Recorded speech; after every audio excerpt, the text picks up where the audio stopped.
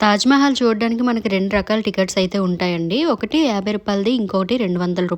50 టికెట్‌కి only ఆ తాజ్‌మహల్ చుట్టూ surroundings చూసొచ్చేయడమే. అదే రూ. 200 టికెట్ అయితే పైకెక్కి లోపల ఉన్న సమాధులు కూడా చూడొచ్చు. అంత దూరం వెళ్ళిన తర్వాత అందరూ మాక్సిమం రూ. 200 టికెట్టే తీసుకుంటారు. మనకి రూ. 50కి ఒక టోకెన్ ఇస్తారు. రూ. 200కి ఇంకో టోకెన్ ఇస్తారనమాట. అక్కడ చెకింగ్ ఉంటది. చిన్న చిన్న రూములు 2 సైడ్లు చూసారు కదా, అప్పుడున్న ఆడవాళ్ళు వాళ్ళకు వచ్చినవి చేసేసి అక్కడ అమ్మేవారంట.